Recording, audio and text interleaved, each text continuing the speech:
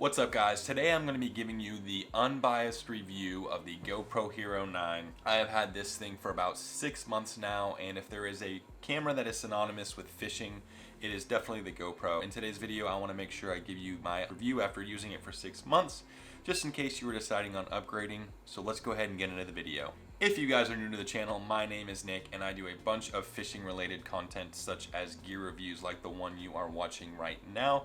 So if that's something that you're interested in, make sure you subscribe, and if you do find this video helpful at all, make sure to leave me a like. It would really help me out. So first things first, the GoPro Hero 9 comes in around $399 retail if you were to pick it up on Amazon. You can actually get it on GoPro's website for $350, but they do make you sign up for a subscription of GoPro Plus, which is a subscription that they use, has some cool features such as giving you discounts on accessories, allowing you to get preferred customer support and stuff like that. I personally went that route just so I could get the discount on the camera. It came in at $350 all said and done, and I have been able to enjoy some of the discounts on accessories, especially when I bought a couple extra batteries. But other than that, I don't use the GoPro subscription, so just wanted to keep that in mind.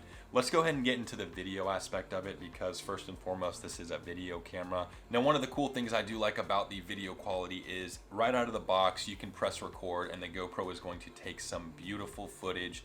Even at 1080p, you're gonna have a really good picture quality. I mainly shoot at 1080p, typically at 60 frames per second. Very good for just overall footage of what you're actually doing, and also the ability to slow it down and do some B-roll if you want, things like that. Now, another one of the reasons why I really enjoy this video camera is because of the fact that you can do 240 frames per second in 1080p. And what that means is you're able to actually slow the footage down up to 10 times speed when you are recording, and that makes for some really incredible slow motion footage. I personally love slow motion footage. I love it when it's crisp and you can just really see a lot of what's going on whenever you shoot in slow-mo. Now, a couple of the things that are just kind of cool about this particular camera is the fact that you don't have to have any extra external housings for it.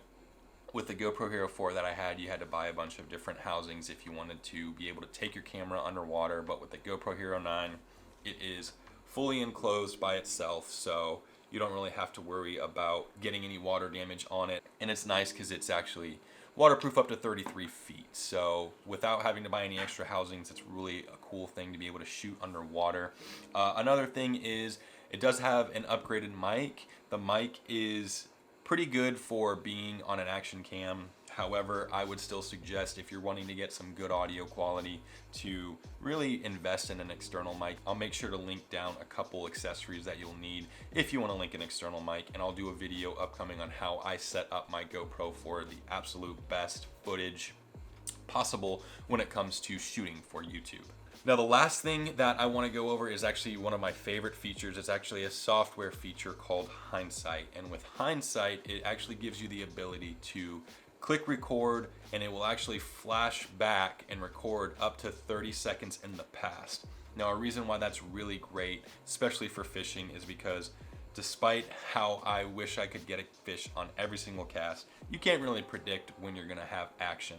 Because of the Hindsight feature, I'm able to leave my GoPro recording, and as soon as there's action, I can press record, and 30 seconds leading up to that moment I press record, it will be recorded and on my SD card. That is great not only for saving space on my SD card, but it is also good for post-processing when I am trying to edit videos. I don't have to sift through hours and hours of footage. I have only the clips that I actually want on my SD card. Now, the only downside to that is because it's constantly recording, you are going to be draining the battery at a little bit of a faster speed. But if you watch the video that I will link right there, I'll put it down in the description below, I'll show you how I get full power all day long while I'm on the water, where I don't even have to switch my GoPro batteries once. It's just kind of a little trick to allow you to be able to record and use Hindsight without any issues.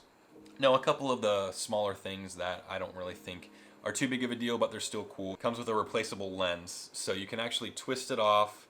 That way, if you wanted to set up, let's say, like a ND filter, or if for any reason this particular piece gets scratched or cracked, you can buy a replaceable lens, which I know was a big sore spot for some of the previous GoPros. not having that capability. So that's kind of cool. Another thing is it has really good image stabilization. So no matter if you have it attached to your boat or giving it to your friend or on your head or on your chest, the image stabilization in the GoPro is going to ensure that you have a really smooth video, which is just a really cool feature that they did not have in the GoPro Hero 4, which I had before. Now, no GoPro is without some flaws, and this one does have a few that I have to note because it could be the reason why you might not want to upgrade just yet. One of the biggest things, and it has caused not only hours of frustration but actually cost me some money, is the fact that some of the firmware updates have actually broken my GoPro. I'm gonna put a video on the screen now to where you can see that the firmware upgrade, the second one that I did on my GoPro, it actually put a horizontal line in the middle of my footage, which just made it really ugly. And I searched forums all over the place. A bunch of people had that same issue, and it was all due to a firmware upgrade. Another thing that happened with that same firmware upgrade is it actually was saying that there was an SD card error and it wouldn't read any of my footage. I lost some videos, which really sucks. And upon further investigation, really GoPro had no solution for it. I even had to spend money and buy a new SD card thinking my SD card was actually corrupted. Come to find out, it just was a firmware update. So that is one thing that you want to be careful if you do buy this GoPro, that it's still relatively new. Some of the upgrades and firmware in it is still new, and you might run the risk of getting some of your footage corrupted or just having, in essence, a brick if you upgrade your GoPro. And that did happen to me. Thankfully, I was able to restore a previous firmware update and it's working fine. However, make sure that you are aware of that before you update any of your GoPros, because it could leave you where I was, having to spend extra money and time trying to figure out how to troubleshoot it. Another thing is GoPro branded accessories are just really expensive. If you do sign up for the GoPro Plus subscription, like I mentioned earlier, you do get a discount, but you're in essence paying money each year to get a discount, which if you buy a lot of accessories, then you could potentially pay for itself. However, if you're like me, I don't really like to buy a lot of accessories because the GoPro accessories are so expensive. So that's another negative thing that I think GoPro just really racks up the price on a lot of their accessories just because of the brand name. So that's another con. Another thing that really frustrates me is that in order for you to be able to get good external audio, you have to buy an additional adapter. In my previous GoPro, all you had to do is buy a little adapter like this, which is just the 3.5 millimeter to USB, and you're able to plug in an external mic. But with the new GoPros, you have to buy a $40 accessory in order to be able to plug in an external mic, which to me, I just think is ridiculous. No aftermarket company makes something similar right now, so you're really stuck with the monopoly of GoPro and having to buy that accessory if you want a good external mic. Or you can opt to buy what they call their media mod, which is another $70 accessory to put on your GoPro. But again, it's just one of those things that it's annoying that in order for you to get good external audio from a GoPro, you can't just buy a $15 cord anymore. You have to buy a $40 to $70 accessory. So that's another thing that's really frustrating. And last but not least, I really feel like GoPro has lost a little bit of their innovative edge. And what I mean by that is really the iterations that they've had from the GoPro Hero 4 to the GoPro Hero 9 are similar to the Apple iPhone. They do consistently get better, but they're really not that innovative. And what I mean by that is if you take a company like Insta, who makes the Insta360R, they have a fully modular action cam that you can actually change from being a 5K video camera to being a 360 action camera, which no one else does it. It's completely modular. You can buy external batteries and switch it around. And that's just something to me that's really cool and innovative, and I like companies like that. And GoPro, while they have continually updated and upgraded their products, they just really aren't that innovative.